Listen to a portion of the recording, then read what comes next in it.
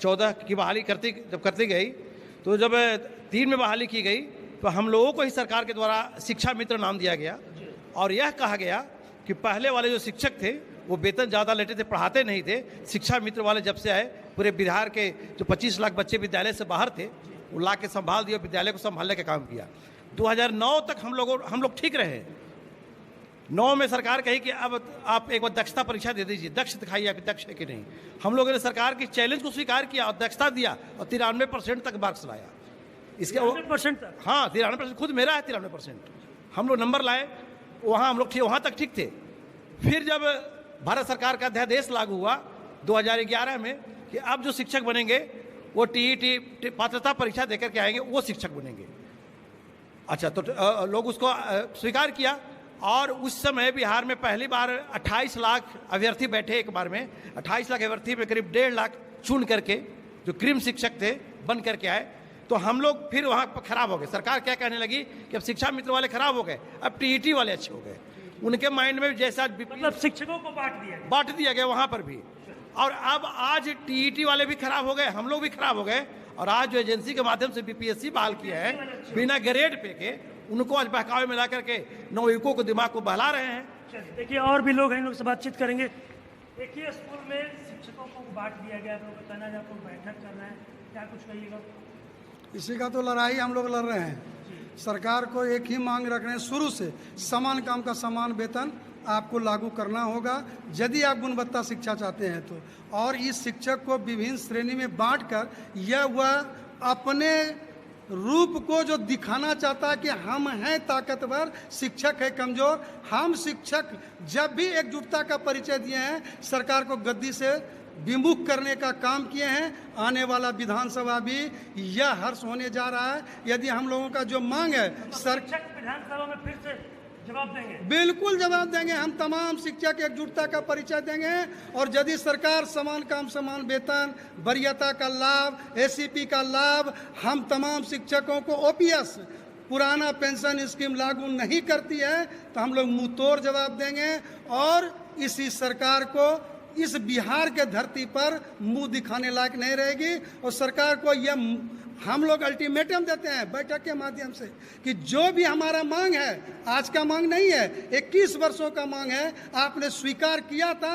और फिर चाहे आप राजनीतिक मजबूरी हो, चाहे आप आने वाला विधानसभा का लड़ाई लड़कर फिर सत्ता हासिल करना चाहते हैं, अब हम लोग को बर्दाश्त नहीं होगा। और सरकार ने जो 3 श्रेणी का शिक्षक बांटने का काम किया है और 4था श्रेणी शिक्षक ला रहा है विशिष्ट शिक्षक बनाने के लिए, इसका जोरदार हम लोग विरोध करते हैं। एक विद्यालय, एक छत, एक तरह का शिक्षक होगा। और इस शिक्षक यदि आप एक संज्ञा देते हैं तो जो आप चाहते हैं बिहार के धरती पर, जो भी आप क्वालिटी चाहते हैं बच्चों में, वह हम लोग देने के लिए तैयार हैं और देते आ रहे हैं। सरकार से एक बार पुनः मांग है कि जो हमारी मांग है वह जायज है। समान काम का समान वेतन, पुरानी पेंशन अविलंब सरकार कैबिनेट में लावे और लागू करे, हम लोग स्वागत करेंगे।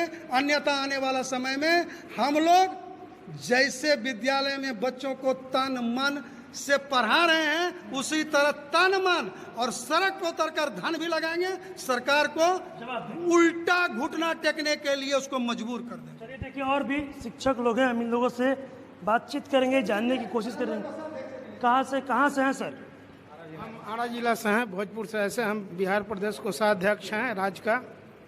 आज आप लोग बैठक कर रहे हैं, कहा जा रहा है आपके शिक्षक साथियों के द्वारा कि एक ही छत के नीचे एक ही स्कूल में शिक्षकों को कई भाग में बांट दिया गया। बिल्कुल सही। समान काम का समान वेतन की मांग कर रहे हैं आप लोग। बिल्कुल सही कह रहे हैं। जिस तरह से ब्रिटिश गवर्नमेंट ने फूट डालो और शासन करो का नीति अपनाया था, ठीक उसी तरह से ये सरकार नीतीश कुमार, हाँ, माननीय मुख्यमंत्री नीतीश कुमार जी का फूट डालो और शासन करो। जैसे हम लोग को पहले पंचायत शिक्षक, प्रखंड शिक्षक, नगर शिक्षक, जिला शिक्षक इस रूप में बांटे और आज देखा जाए कि कौन कौन से शिक्षक ला रहे हैं। जब एक ही छत के नीचे हम लोग सारे लोग एक ही कार्य को कर रहे हैं तो फिर हम लोग को वेतन विसंगतियाँ क्यों? वेतन समान मिलना चाहिए। समान मिलना चाहिए। समान काम के बदले समान वेतनमान मिलना चाहिए। सर, समान काम का समान वेतन का आप लोग सरकार से 2 ही मांग है। आज राज्य स्तरीय जो मीटिंग हो रहा है कि आप जितना भागों में बांटना है शिक्षकों को बांट लीजिए आत्मा संतुष्टि कर लीजिए, लेकिन समान काम समान वेतन ओपीएस का लाभ देना होगा। उसके लिए लड़ाई हमारा संगठन लड़ेगा। देखिए और भी लोग हैं, इन लोगों से बातचीत करेंगे, फिर आ जाएंगे, फिर उनके पास आ जाएगा। बोलिए, आज आप लोग बैठक कर रहे हैं, समान काम समान वेतन का मांग हो रहा है, बोला जा रहा है कि 25 में जवाब देंगे। 25 में तो हम लोग जवाब देंगे ही, और जवाब देने के लिए ही हम लोग तैयारी आज से शुरू कर दिए। जैसे नीतीश कुमार का विधानसभा का चुनाव का तैयारी किए हैं, उसी तरह से उनको हम जवाब देने के लिए आज से ही शुरू कर दिए हैं। मतलब शुरुआत आगाज कर दी शिक्षा। हाँ, आज से शुरुआत हो गया है। अगर उनके कान तक अगर मैसेज जाए आपका माध्यम से, तो शायद उनको सद्बुद्धि आवे कि हम लोग के प्रति अच्छा सोच रखे। अभी देख रहे हैं फिलहाल में कि शिक्षकों का प्रताड़ना किया जा रहा है। अब स्कूल में जो शिक्षक पढ़ाने जा रहे हैं, पहले हाथ से अटेंडेंस बनाते थे, अब करें कि अपने मोबाइल से हाजिरी शिक्षकों से हाजिरी बनाइए। अरे भाई, हम बनाने से कहाँ इनकार कर रहे हैं? पहले आपने सिस्टम तो हमको दीजिए, सिस्टम दीजिएगा, हम सिस्टम से काम करेंगे। आप सिस्टम दे नहीं रहे हैं। किन्हीं भाई के पास मोबाइल नहीं है, किन्हीं भाई के पास मोबाइल है तो कभी नेटवर्क नहीं आ रहा है, समय पे नहीं, बहुत असुविधा के बहुत सा खेद है। मैं उन तमाम चीज़ों के मैं अभी आपका माध्यम से विरोध करते हैं, और मैं उन तक मैसेज पहुंचा देना चाहते हैं कि जो भी ये तुगला फरमान निकाले हैं वह स्वतः रद्द किया जाए, अन्यथा आने वाला दिन में आपको हम डिस्टर्ब करेंगे जिस तरह से हमको आप डिस्टर्ब कर रहे हैं। चलिए देखिए, और भी शिक्षक लोग हैं, इस शिक्षा कोष जो है शिक्षकों के प्रेजेंटेशन के लिए, इसको भी लेकर सवाल आप लोग उठा रहे हैं। ये शिक्षा कोष में ये है कि मान लीजिए कभी अगर नेटवर्क नहीं रहा या पैसे खत्म हो गया, पता नहीं चलता है, उस वक्त तो बहुत ज़्यादा दिक्कत होगा, परेशानी का सबब बन रहा है। हेडमास्टर साहब अक्सर जो है क्या नाम है ऑफिस में रहते हैं, बहुत सारे काम काज में रहते लगे हुए, देरी होगी तो उस दिन की हाजिरी कट जाएगी, वेतन भी कट रहा है, वेतन भी कट रहा है। और हम लोग शिक्षक परेशान हो रहे हैं, बहुत परेशान हो रहे हैं। वेतन कटने का आदेश 2025 में जवाब देने की बातें कही जा रही है। अब उसको तो देना ही पड़ेगा चुनौती।